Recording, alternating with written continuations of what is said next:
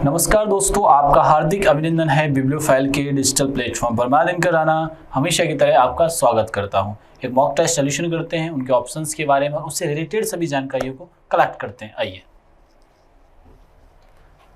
निम्नलिखित में से पौधे के किस हिस्से में विविध कार्य नहीं होते हैं? इट मीन समझो आप कि division of plant does not have a well differentiated body.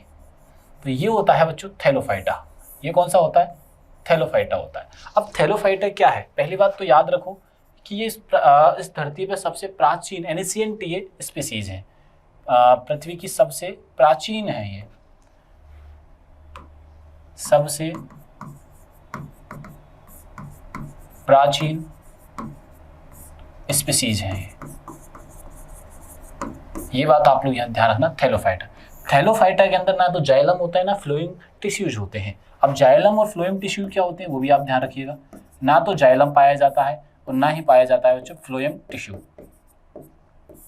Phloem tissue यानी कि उत्तक।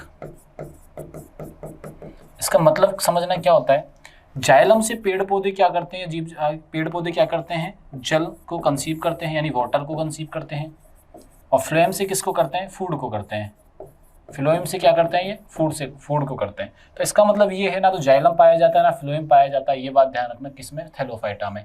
और इसी वजह से ये पौधे के हिस्से में विविध कार्य नहीं कर पाते हैं। जब खाने पीने का ही संचार रूप से तरीके से चीजें नहीं होंगी तो क्या इनमें विभेदित चीजें हो पाएंगी? डिफरेंशिएटेड बॉडी हो पाएगी? नहीं हो पाएगी। ये बात ध्यान रखना। तो आंसर इज थैलोफाइटा। और ध्यान रखना, सबसे प्राचीन जो पेड़ पौधे की जो स्पीसीज हैं उनमें ये आते हैं। कौन आते हैं? थैलोफाइटा। ठीक है, ये बहुत आसान क्वेश्चन आया है। ठीक है ना। अल्फाबेटिकल चीजें पूछी गई है, न्यूमेरिकल। ठीक है, अल्फाबेटिकल चीजें पूछी गई हैं। तो क्या पूछा गया? टिन का प्रतीक क्या होता है? टिन का प्रतीक होता है SN। क्या होता है? SN। कई लोग क्या कर देंगे? TI कर देंगे, ये गलत है। क्या होगा? SN कर देंगे। ये बात ध्यान रखना। जैसे आपसे पूछे कि हाइड्रोजन का क्या होगा, तो सर है हाइड्रोजन का पूछा जाए तो क्या होगा? H होगा। हीलियम का पूछा जाए तो क्या होगा? He हो जाएगा।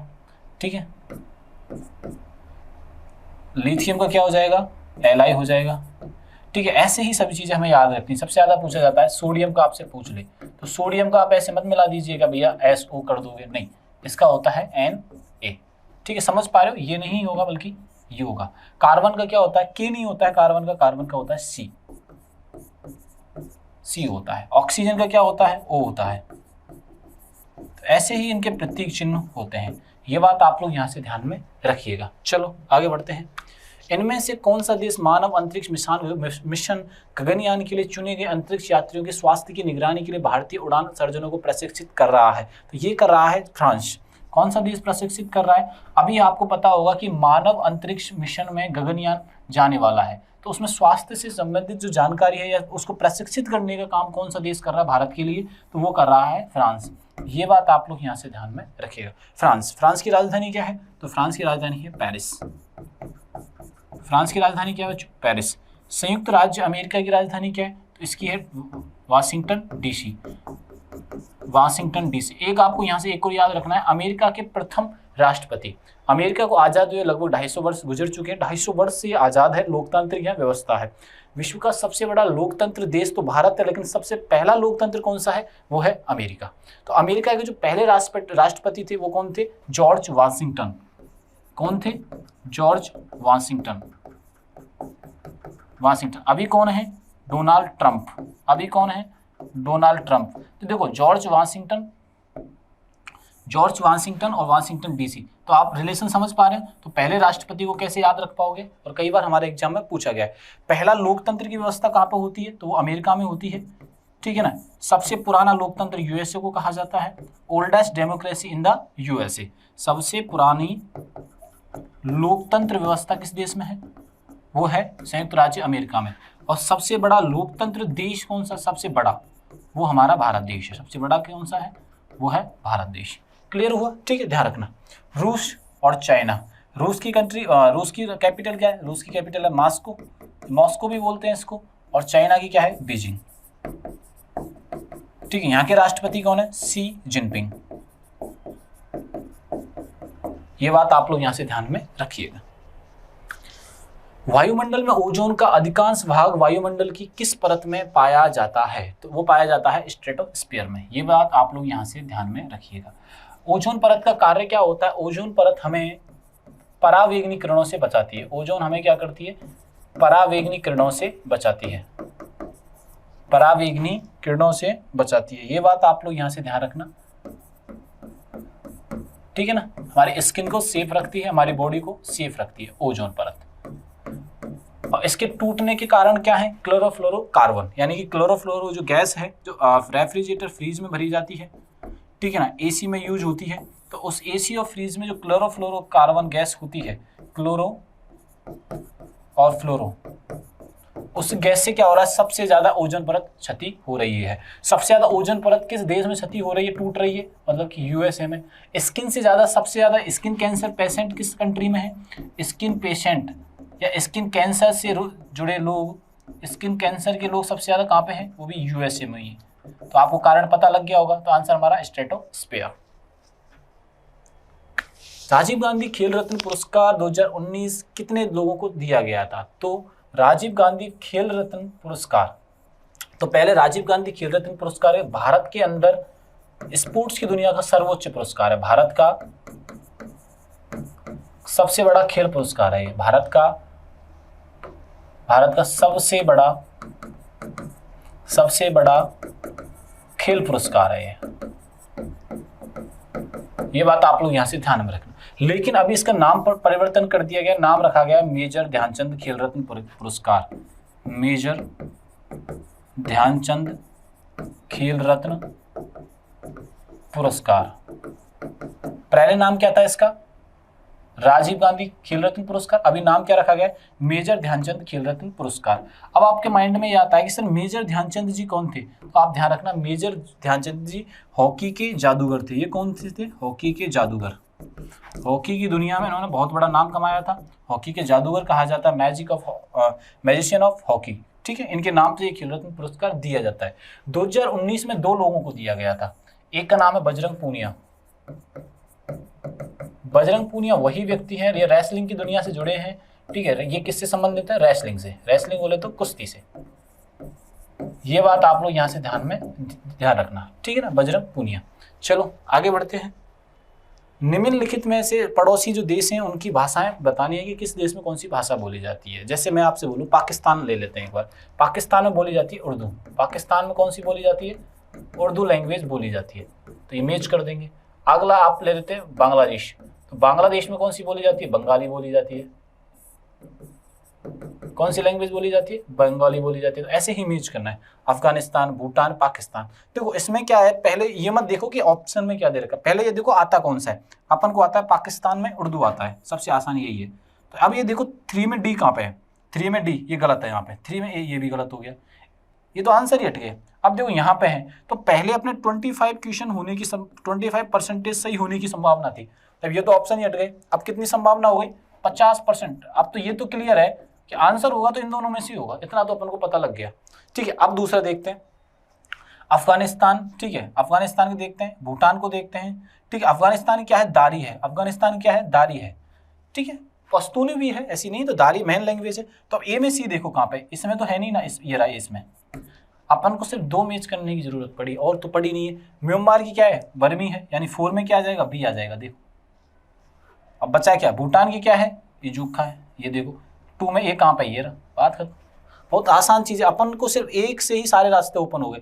ऐसे क्वेश्चन देखो हमारे एग्जाम में स्टेटमेंट वाले क्वेश्चन आते तो डर लगता है, या मिलान करने वाले डर लगता है, नहीं, ये सबसे बम्पर ओवर फ्री के क्वेश्चन होते हैं। क्यों? अगर एक भी पता है तो ऑप्शन से आप क्वेश्चन कर पाओगे। देखो मैंने किया, देखो दोबारा देख लो एक बार, इसको देखना चाहो तो आप देखो, अपन को दोबारा देखो। हमें पता था कि भैया म्यांमार का नाम परिवर्तन किया गया है, और पाकिस्तान की पता है, पाकिस्तान की क्या है? उर्दू है। ये देखो, ये पहुंच जाओ तुम। और म्यांमार का नाम चेंज किया गया, बर्मा किया गया है, ठीक है। अब बताओ दोनों से, पाकिस्तान का उर्दू 3 में डी देख लो, ये तो ऑप्शन एलिमिनेट हो गए। 3 में डी, ये दोनों में मिल गए। अब देखो 4 में बी, इन दोनों में मिल गए, ठीक है। अब आगे चलते हैं। अब अफगानिस्तान में बोली जाती है दारी। आंसर क्लिक हो गया, सिंपल। चलो आगे बढ़ते हैं। भारत के जीडीपी में अर्थव्यवस्था किस क्षेत्र की हिस्सेदारी सबसे अधिक है? तो हमसे पूछा जा रहा है कि सबसे अधिक हिस्सेदारी जीडीपी में किसकी है। तो अब जीडीपी समझने का प्रयास करो बच्चों, जीडीपी होती क्या है। तो जीडीपी का मतलब ये है जो देश की हमारे बाउंड्री है, इनके अंदर जो प्रोडक्शन हो रहा है, इस बाउंड्री के अंदर जितना भी प्रोडक्शन हो रहा है उसी को बोलते हैं gross domestic product. Gross domestic production, इसमें विदेशी आय को शामिल नहीं किया जाता है। पहले डेफिनेशन क्या होगी, देश की सीमाओं के अंतर्गत आय, देश की सीमाओं मतलब कि बाउंड्री, देश की सीमाओं या बाउंड्री के अंतर्गत, देश की सीमा बाउंड्री के अंतर्गत आय, इसको क्या बोलेंगे, जीडीपी। देश की बाहर की इनकम को शामिल नहीं किया जाता है, देश की बाहर की इनकम को शामिल नहीं किया जाता है, नहीं किया जाता है। बात समझ में आई कि नहीं है? इतना सा हमें यहाँ से याद रखना था, ठीक है। अब बात समझ में आई कि नहीं है? तो ये बहुत कॉमन सेंस का भी क्वेश्चन है। देखो अब आंसर वही सेम लगाओ, एग्रीकल्चर तो बिल्कुल भी नहीं है, तो ऑप्शन ए एलिमिनेटेड हुआ कि नहीं हुआ। अब आता इंडस्ट्रियल भी नहीं है, औद्योगिक हमारे इतना धंधा है ही नहीं, तो दो तो ऑटोमेटिक एग्रीकल्चर होता तो हमारे किसान सड़कों पे निकलते क्या? कभी नहीं निकलते बेटा। कभी कभी ऑप्शन से इतने सारे क्वेश्चंस हो जाते हैं, अगर थोड़ी बहुत नॉलेज के साथ जब हम एग्जाम देते हैं ना तो हो जाता है। मैं आप ये क्वेश्चन आप पे ही छोड़ूंगा, देखना अभी आंसर खुद करोगे आप। हाईएस्ट एग्रीकल्चर से होती तो क्या हमारे किसान सड़कों पे निकलते? नहीं निकलते, तो इसका मतलब ये तो ऑटोमेटिक हट ही गया। अब दूसरे पाओ, इंडस्ट्री इतनी होती तो क्या हमारे देश के लोग बेरोजगार होते? नहीं। अब बचता है मैन्युफैक्चरिंग और सर्विस, ये आपको डिसाइड करना है, ये मैं आप पे छोड़ देता हूँ। चलो बहुत आसान क्वेश्चन और कल ही शायद क्लास में मैंने बताया था। चलो आगे बढ़ते हैं। F7 की, अगर कंप्यूटर आप पढ़ रहे हो तो F7 की 12 फंक्शन की होती है। जैसे मैंने कीबोर्ड की बात कर रहे हैं, यहाँ पे किसकी बात कर रहे हैं हम लोग? कीबोर्ड की। तो सबसे पहले तो ये बताओ कीबोर्ड का बनाया किसने था? तो क्रिस्टोफर ने बनाया था। किसने बनाया था कीबोर्ड? क्रिस्टोफर नाम का एक व्यक्ति होता है, उसने कीबोर्ड को बनाया। टोटल की कितनी होती है? इसमें 104 की होती है, ठीक है। अल्फाबेट की कितनी होती है? इसमें मैं लिख भी देता हूँ। टोटल की कितनी है? टोटल की है 104। 26 क्या है इसमें? अल्फाबेट की है, ABCD करके। अल्फाबेट की कितनी है? A to Z की बात कर रहा हूं मैं। बात समझ में आई कि नहीं? अब हम पूछा गया F7। F7 का मतलब है फंक्शन की, तो फंक्शन की कितनी है इसमें? फंक्शन की होती है 12। फंक्शन की कितनी होती है बच्चों? 12। और 12 में से पूछा गया F7 का मतलब। बात समझ, F7 का मतलब होता है स्पेलिंग चेक करना, स्पेलिंग या ग्रामेटिकल एरर को देखना, ग्रामेटिकल एरर को देखना। बात समझ में आई कि नहीं? तो सर बाकी चीज़ों को याद कैसे रखोगे? चलो मैं याद, इसका आंसर तो कर लो, स्पेलिंग और ग्रामर जांच करना। तो आप F1 कैसे करोगे? F1 होती है, F2 होती है और 3। F1 में हेल्प मांगी, तो हेल्प आपसे हेल्प मांगी, हेल्प के बाद करोगे आप नाम बताओगे तो रीनेम किया जाता है। हेल्प के बाद किया, आप क्या रीनेम किया, ठीक है। और रीनेम के बाद आपसे दूसरी चीज पूछी गई हेल्प। मैंने जैसे ऐसे समझो कि आप किसी से गए इंट्रोडक्शन करने के लिए, मुझे हेल्प चाहिए, तो हेल्प चाहिए, उसने कहा भाई नाम बताओ। नाम के बाद फिर नाम पता लगा कि आप इस जगह के रहने वाले हो, तब क्या करोगे? सर्च करोगे। फिर क्या करोगे? सर्च। तो F3 किसकी की होती है? सर्च की होती है। F1 से हेल्प, कोई भी हेल्प चाहिए तो F1 दबा दो। जो भी आपके सामने आइकन ओपन होगा उससे रिलेटेड F1 दबाते क्या आ जाएगी, उससे जो प्रॉब्लम होगी वो उसके हेल्प के रूप में आ जाएगा। कि आप किसी टाइप करने में दिक्कत हो रहा है, आपने सपोज करो एक्सेल ही ओपन कर रखा है, एक्सेल में कोई फॉर्मूला आपको याद नहीं हो रहा, तो F1 दाबते जो फॉर्मूला चाहिए वो आ जाएगा। F2 दाबे जो कोई नाम लिखा है उसका रीनेम करने को आ जाएगा। किसी ने लिखा अक्षय, तो आप अक्षय की जगह मोहित लिखना चाहते हो तो उस पर टिक करो, F2 दबाओ तो उसका रीनेम ऑटोमेटिक आ जाएगा। F3 है कि आपको जो सर्च करना चाहते हो, ठीक है। आओ आगे चलते हैं। F4 और F5। F4 का मतलब है कि रिवर्स चीजों को करना, शुरू से चेक करना, मतलब मैं ऐसे ऐसे जा रहा था फिर से दोबारा चेक कर लेना। F5 और F6, ठीक है ना। F5 और F6 ये वेब से रिलेटेड होते हैं। ये किससे रिलेटेड होते हैं? वेब से रिलेटेड होते हैं। F7 में वही स्पेलिंग चेक करना। F8 में क्या करना है? रिबूट करना है। क्या करना है? रिबूट। रिबूट करते समय क्या ऐसे कर्सर नहीं चलता है कि ऐसे, आप ध्यान से देखना। तो रिबूट का मतलब 8 भी तो ऐसे ही जा रहा है, ये देखो। ऐसे करके चीजों को आप याद रख सकते हो, फंक्शन कीज को। चलो आगे बढ़ते हैं, ठीक है जी। निम्नलिखित में किस अधिनियम ने सरकार के राजनीतिक गतिविधियों को दबाने की अपार शक्तियां दी और राजनीतिक कैदियों को बिना मुकदमे के 2 वर्ष तक हिरासत में रखने की अनुमति दी। देखो 1919 से पहले यानी कि 1918 में और 1919 में, 1918 में खिलाफत आंदोलन चल रहा है, एक आंदोलन चल रहा है बच्चों असहयोग आंदोलन। असहयोग आंदोलन, कौन सा आंदोलन चल रहा है? असहयोग आंदोलन। ठीक है, अब क्या हुआ, अंग्रेजों ने इन आंदोलनों को दबाने के लिए कानून लेकर आए। एक क्या लेकर आए? कानून लेकर आए जिसका नाम था Rowlatt act. Rowlatt act, Rowlatt act में क्या था? बिना मुकदमा चलाए गिरफ्तार करना, बिना मुकदमा चलाए गिरफ्तार करना। ठीक है, तो रॉलेट एक्ट ऐसा कानून था। ठीक है, ये बात आप लोग यहां से ध्यान में रखिएगा। तो कौन सा कानून आया था? रॉलेट एक्ट, सिडनी रॉलेट के द्वारा ये लाया गया था। भारत में निर्मित प्रथम कच्चे तेल के पाइपलाइन का नाम क्या है? प्रथम 1962 में नहरकटिया नौनमती बरौनी पाइपलाइन थी। ये बिहार और असम से तक थी। कहां से थी? बिहार से लेके असम तक थी। कब प्रारंभ की गई थी? 1962 में। अक्टूबर 2019 में किसने बीसीसीआई के 39वें अध्यक्ष के रूप में कार्यभार संभाला? ऐसी नहीं, बीसीसीआई के अध्यक्ष के रूप में किसने कार्यभार संभाला? तो 39वें के रूप में संभाला बच्चों। किसने संभाला? सौरभ गांगुली ने। किसने संभाला? सौरभ गांगुली बने। अभी वर्तमान कौन है? वर्तमान अध्यक्ष मिथुन मनहास। वर्तमान अध्यक्ष कौन है? मिथुन मनहास है। आईसीसी के अध्यक्ष कौन है? जय शाह। ये बात आप लोग यहां से ध्यान में रखिएगा।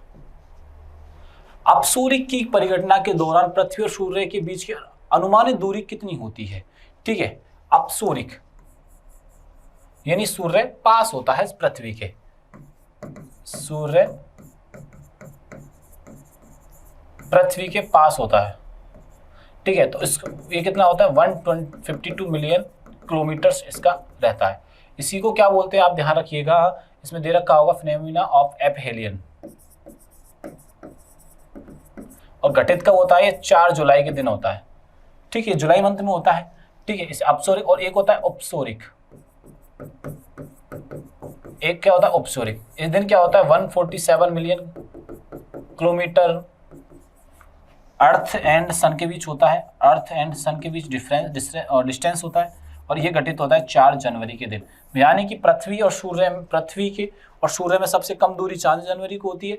ठीक है ना, सर्वाधिक दूरी होती है और सबसे कम दूरी होती है, इसमें सबसे कम की सर्वाधिक दूरी होती है। ये बात ध्यान रखना, 4 जुलाई के दिन यहाँ पे कम दूरी होती है, ये बात ध्यान रखिएगा। किस संख्या को अवोगाद्रो नियतांक का कहा जाता है, जहां 19वीं शताब्दी के दौरान एमिडियो अवोगाद्रो ने नाम रखा था? तो यह है 6.022 10 की पावर 23। हैदराबाद शहर के संस्थापक कौन थे? कुली कुतुब शाह। पर सर ऑप्शन में तो है ही नहीं, बिल्कुल सही बात है, उसकी बात करते हैं। हैदराबाद शहर कुली कुतुब शाह। ठीक है ना, कुली कुतुब शाह ने स्थापना की। लेकिन बाद में जाके निजाम उल मुल्क ने इसको संभाला। तो इस वजह से हम किसका नाम लेंगे? निजाम उल मुल्क का लेंगे। हैदराबाद राजधानी किसकी थी? आंध्र प्रदेश की। लेकिन आंध्र प्रदेश से नया राज्य बना आंध्र प्रदेश।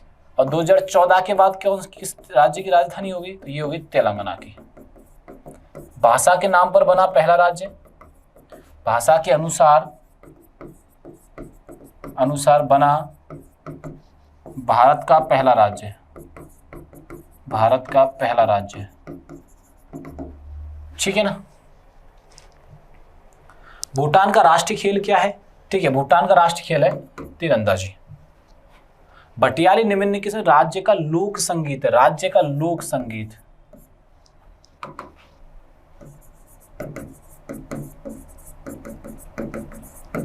राज्य का लोक संगीत कौन सा है? भटियाली। और भटियाली किसका है? वेस्ट बंगाल का।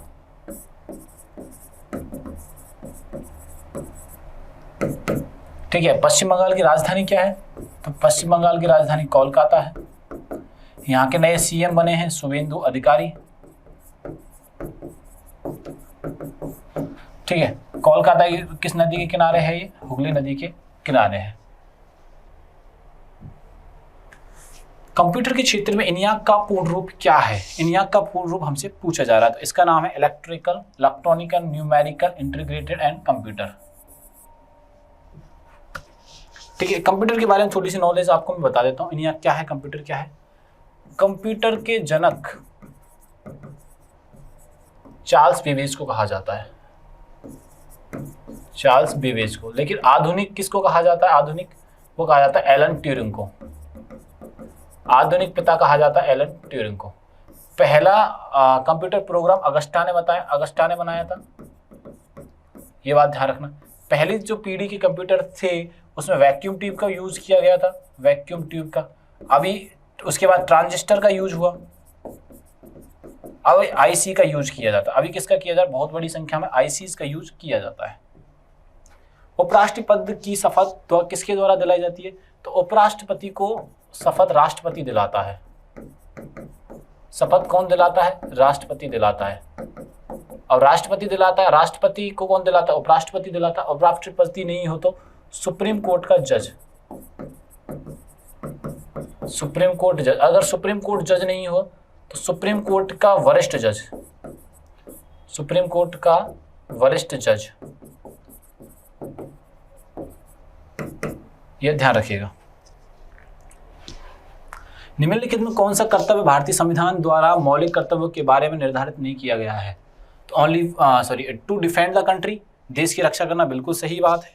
आयकर का भुगतान करना, चुनाव में मतदान करना, सार्वजनिक संपत्ति की सुरक्षा करना। तो भैया सीधी सी में नहीं किया गया है, ना तो इसमें ये किया गया है। देश की रक्षा करना ये तो है, ये तो यस में नाम आ जाएगा, ये किस में आ जाएगा? नो में। चुनाव में मतदान करना ये आएगा नो में और ये आएगा यस में, तो 2 और 3 जो है नो में आंसर आ जाएंगे। ये कॉन्स्टिट्यूशन की बातें हैं। 25 डिग्री सेल्सियस 77 डिग्री फारेनहाइट का पर आशुद्ध जल में ध्वनि की अनुमानित गति कितनी होती है? तो ये होती है 498 मीटर सेकेंड। भारतीय संविधान के किस अनुच्छेद में राज्य में विधानसभा के गठन का प्रावधान है? तो वो है 168 में। किस में है बच्चों? 168 में है। के वास्तुकार दिल्ली की लोटस टेम्पल को डिजाइन किया था? कौन से देश के वास्तुकार ने दिल्ली के टेम्पल को वास्तु मतलब आर्किटेक्ट किए बने थे, यानी डिजाइन किया था? वो किए थे ईरान के।